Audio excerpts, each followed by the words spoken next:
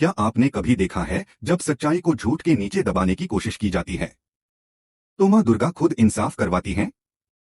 आज की इस कहानी में एक बहू, एक इल्जाम और एक ऐसा पल है जिसने पूरे घर की नींद हिला दी। दुर्गा पूजा का दिन था। घर में खुशियों की लहर थी। माँ दुर्गा की मूर्ति सजी हुई, दीपक जल रहे थे और हवा में भोग प्रसाद की खुशबू तैर रही थी। लेकिन इसी पवित्र माहौल में एक ऐसा तूफान आने वाला था जिसने पूरे घर की शांति को तोड़ दिया। इल्जाम और साजिश। जब अहाना, जो इस घर की छोटी बहू थी, रसोई में पूजा की तैयारी में व्यस्त थी, तभी अचानक हलवाई दौड़ता हुआ आया। उसने कहा, भोग गायब हो गया। पूरा घर सन्नाटे में डूब गया। सबकी नजरें अहाना पर टिक गईं, क्योंकि हमेशा की तरह बड़ी बुआ को एक मौका मिल गया था। बड़ी बुआ ने ताना मारा, जब से ये लड़की घर में आई है, कोई शुभ काम ठीक से नहीं होता। अब भोग भी गायब हो गया। ये सब इसकी करतूत है। उनकी आवाज में जहर था और चेहरा गुस्से से लाल। पर अहाना की आंखों में सिर्फ सच्चाई थी। वो बोली, मैंने कुछ नहीं किया। अगर भोग गायब हुआ है तो जरूर किसी ने जानबूझकर ऐसा किया है। उसी वक्त उसकी नजर पड़ी पोल्टू दादा पर, जो सुबह से अजीब व्यवहार कर रहे थे। कभी पूजा के बीच उठकर बाहर चले जाते, कभी बिना बात के पसीने में भीग जाते। अहाना को शक हुआ। उसने चुपचाप उनका पीछा करना शुरू किया। थोड़ी देर बाद उसने देखा, पोल्टू दादा घर के पीछे वाले आंगन में कुछ छुपा रहे हैं। वह धीरे धीरे वहां पहुंची और जो देखा उसके होश उड़ गए। पुरानी खड़ाई के नीचे माँ दुर्गा का भोग प्रसाद छिपा हुआ था। अहाना ने फौरन अपने फोन से उसकी तस्वीरें खींच लीं। उसे पता था, बिना सबूत के कोई उसकी बात नहीं मानेगा। लेकिन क्या अहाना सबके सामने सच्चाई साबित कर पाएगी, या बड़ी बुआ की चाल फिर उस पर भारी पड़ेगी? सच्चाई का सामना। शाम हुई, घर में पूजा खत्म हुई। सब लोग भोजन के लिए इकट्ठा हुए। बड़ी बुआ फिर से बोली, देखो सब, माँ दुर्गा के भोग का अपमान हुआ है और इस घर में अशांति का कारण यही लड़की है। कमरे में सन्नाटा छा गया। अहाना के चेहरे पर दर्द था, पर इस बार उसने चुप रहने की ठानी नहीं थी। वो धीरे से उठी, सबके सामने आई और बोली, अगर मैं झूठ बोल रही हूं तो माँ दुर्गा खुद सजा देंगी। लेकिन सच्चाई कुछ और है। उसने अपना फोन उठाया और तस्वीरें दिखाईं। तस्वीरों में साफ दिख रहा था कि पोल्टू दादा वही भोग छिपा रहे थे। पूरा घर स्तब्ध था। बड़ी बुआ का चेहरा उतर गया।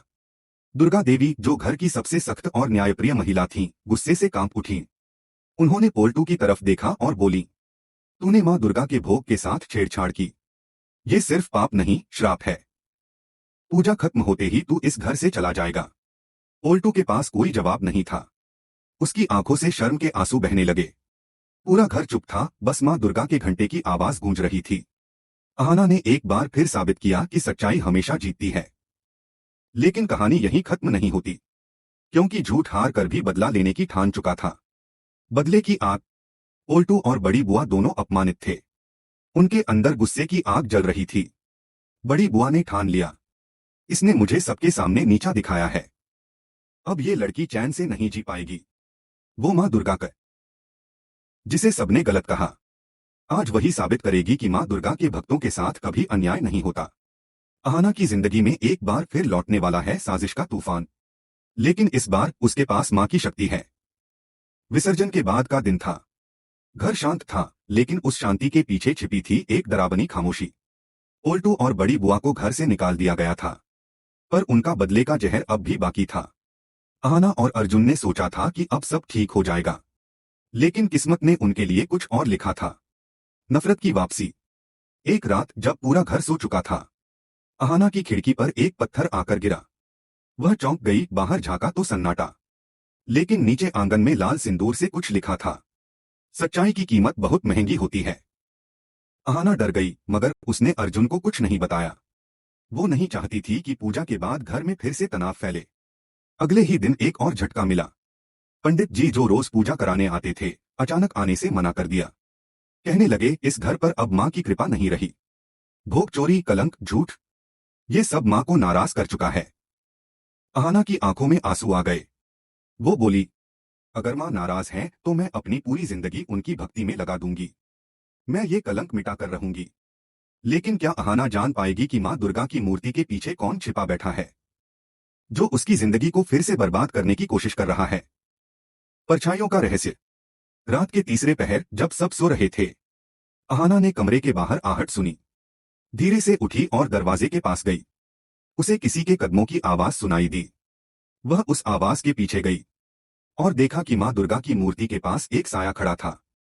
कमरे की हल्की रोशनी में अहाना ने देखा, वो कोई और नहीं बल्कि बड़ी बुआ थीं।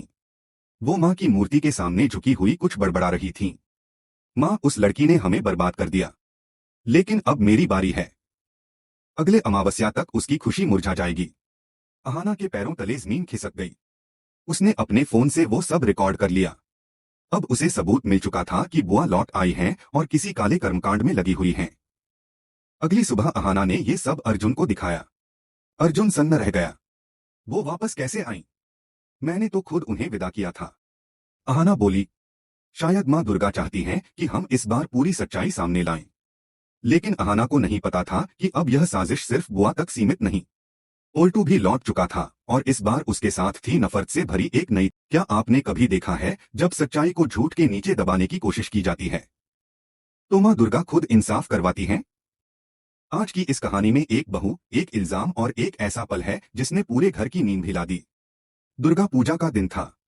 घर में खुशियों की लहर थी। मां दुर्गा की मूर्ति सजी हुई, दीपक जल रहे थे और हवा में भोग प्रसाद की खुशबू तैर रही थी। लेकिन इसी पवित्र माहौल में एक ऐसा तूफान आने वाला था जिसने पूरे घर की शांति को तोड़ दिया। इल्जाम और साजिश।